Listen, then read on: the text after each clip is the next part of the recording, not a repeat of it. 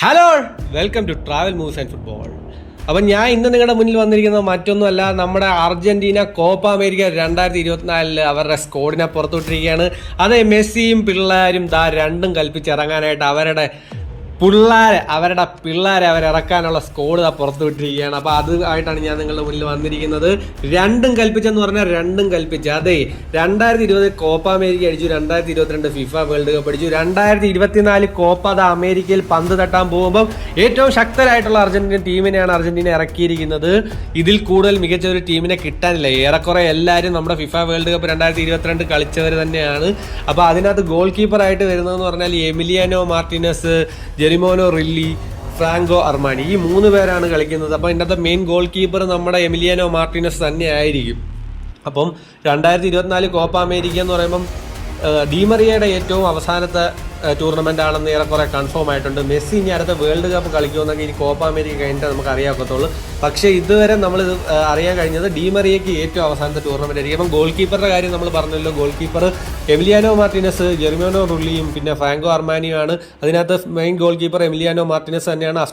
Aston വില്ലയ്ക്ക് വേണ്ടി വളരെ മികച്ച പ്രകടനമാണ് എമിലിയാനോ മാർട്ടിനസ് കാഴ്ചവെക്കുന്നത്. അതുപോലെ ഫിഫ വേൾഡ് കപ്പിലും എമിലിയാനോ മാർട്ടിനസ്, അതാണ് ഗോൾഡൻ ഗ്ലൗ പുരസ്കാരവും എല്ലാം നേടി എമിലിയാനോ മാർട്ടിനസ് എത്ര മികച്ചവനാണെന്ന് നമ്മളെ കാണിച്ചു തന്നിട്ടുണ്ട്. അപ്പം ഗോൾ കീപ്പർ പൊസിഷനിൽ മാർട്ടിനസിനെ കവിഞ്ഞ് വേറൊരാളില്ല എന്ന് തന്നെ പറയാം. പിന്നെ ഡിഫൻഡേഴ്സ് പറഞ്ഞു വരുമ്പോഴത്തേക്ക് ആരൊക്കെയാണെന്ന് അറിയാമല്ലോ. ഗോൺസാലോ മുണ്ടിയാലുണ്ട്, നാനുവൽ മോളിനെ ഉണ്ട്, ലിയനാർഡോ ബെലാർഡി ഉണ്ട്, ക്രിസ്ത്യൻ റൊമേറോ ഉണ്ട്. ടോട്ടനാമിന്റെ കരുത്തുറ്റ ഡിഫൻഡറാണ് Cristian Romero. Argentina 2022 FIFA world cup നേടുന്നതിൽ ഏറ്റവും മികച്ച പങ്ക് വഹിച്ച താരം. അതുപോലെ ഗോൺസാലോ മുണ്ടിയാലിന്റെ കാര്യം അറിയാലോ. ഗോൺസാലോ മുണ്ടിയാൽ ഇതുപോലെ തന്നെ ലാസ്റ്റ് അർജന്റീന ഫ്രാൻസുമായിട്ടുള്ള മത്സരത്തിൽ ലാസ്റ്റ് ഫൈനൽ കിക്ക് അടിച്ചത് ഗോൺസാലോ മുണ്ടിയാലാണ്. അതുപോലെ ക്രിസ്ത്യൻ റൊമേറോ ഉണ്ട്, ജർമ്മൻ പെസെല്ല ഉണ്ട്, ലൂക്കാസ് മാർട്ടിനസ് ഉണ്ട്, നിക്കോളാസ് ഒട്ടാമെൻഡി ഉണ്ട്, ലിസാൻഡ്രോ മാർട്ടിനസ് ഉണ്ട്. ലിസാൻഡ്രോ മാർട്ടിനസ് നമ്മുടെ മാഞ്ചസ്റ്റർ യുണൈറ്റഡിൻ്റെ താരമായിരുന്നു. പരിക്ക് കഴിഞ്ഞിട്ട് ഇപ്പം കഴിഞ്ഞതേ ഉള്ളൂ. ഇപ്പം പുള്ളിക്കാരൻ ഇറങ്ങുമായിരിക്കും എന്നാണ് നമ്മൾ പ്രതീക്ഷിക്കുന്നത്. നിക്കോളാസ് ഒട്ടാമെൻഡി അറിയാമല്ലോ, ബെൻഫിക്കയിലുള്ള താരമാണ്. അതുപോലെ ഇവരെ എടുത്തു പറയുന്നതെന്ന് പറഞ്ഞാൽ ഇവരായിരിക്കും ആദ്യത്തെ 4, അതായത് ബാക്ക് ഫോർ ഇവരായിരിക്കും എന്നാണ് സാധ്യത. പിന്നെ നമ്മുടെ മാർക്കിയോ സക്യൂനോ ഉണ്ട്, നിക്കോളാസ് ടാഗ്ലിയോഫിക്കോ ഉണ്ട്, വാലന്റീൻ ബെർക്കോ ഉണ്ട്. അപ്പോൾ എന്നത്തെ ബാക്ക് എന്ന് പറഞ്ഞാൽ ലെഫ്റ്റ് ബാക്ക് മിക്കവാറും കളിക്കാനായിട്ട് സാധ്യത എന്ന് പറഞ്ഞാൽ നിക്കോളാസ് ടാഗ്ലിയോഫിക്കോ ആയിരിക്കും. ചിലപ്പം നമ്മുടെ നാനുവൽ മൊയിന്റെയും കളിപ്പിക്കാൻ സാധ്യതയുണ്ട്.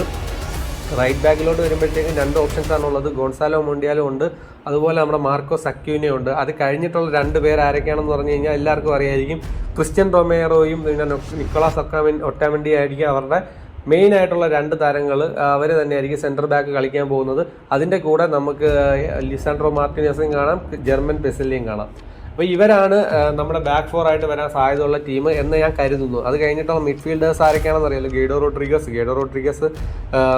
ഗേഡോ റോഡ്രിഗസിന്റെ ബാഴ്സലോണ വല വിരിക്കുന്നു എന്നൊക്കെ കേട്ടിട്ടുണ്ട്. ലാലിഗ കളിക്കുന്ന പ്ലെയറാണ്. ലിയാൻഡ്രോ പാരഡീസിനെ കുറിച്ച് അറിയാമല്ലോ. ആ വേൾഡ് കപ്പിൽ അദ്ദേഹത്തിന്റെ മികച്ച പ്രകടനം നമ്മൾ മറക്കുന്നത് എങ്ങനെയാണ്.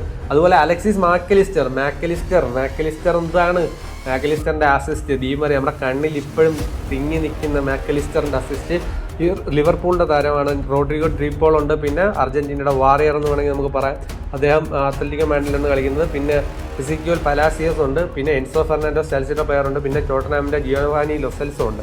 അപ്പോൾ ഇവരാണ് മിഡ്ഫീൽഡർ കളിക്കുന്നത്. ഇതിനകത്ത് മെയിൻ പ്ലെയേഴ്സ് ആരൊക്കെയാണെന്ന് വെച്ചാൽ മിഡ്ഫീൽഡേഴ്സ് കളിക്കാനായിട്ട് പോകുന്നത് എനിക്ക് തോന്നുന്നതെന്ന് പറഞ്ഞു കഴിഞ്ഞാൽ നമ്മുടെ അലക്സിസ് മാക്കലിസ്റ്റർ കളിക്കാൻ സാധ്യതയുണ്ട്.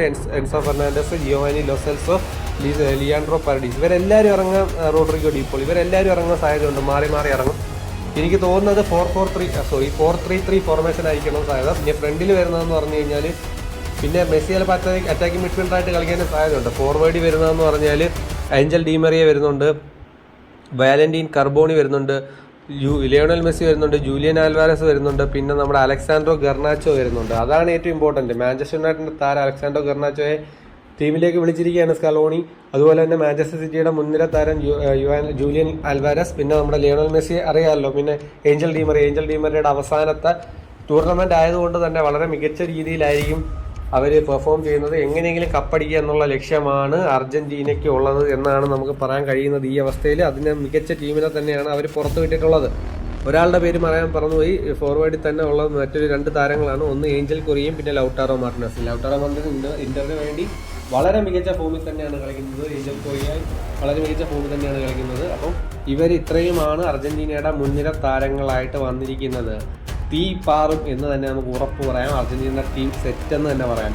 അപ്പം നമ്മുടെ അമേരിക്കയിൽ പന്ത് തട്ടാനായിട്ട് മെസ്സിയും കൂട്ടരും ഇറങ്ങുമ്പോൾ നമുക്ക് വിജയത്തിൽ കുറഞ്ഞൊന്നും അർജന്റീന ഫാൻസിന്, നമ്മളെല്ലാവരും ഫുട്ബോൾ ആസ്വാദകരാണല്ലോ, ഫുട്ബോൾ ആസ്വാദകർക്ക് പ്രതീക്ഷിക്കാനില്ലെന്ന് തന്നെ പറയാം. അപ്പം അർജന്റീനയും കാനഡയും തമ്മിൽ ജൂൺ 21-ാം തീയതിയാണ് ആദ്യത്തെ മത്സരം. രാവിലെ 5:30-ക്കാണ് മത്സരം.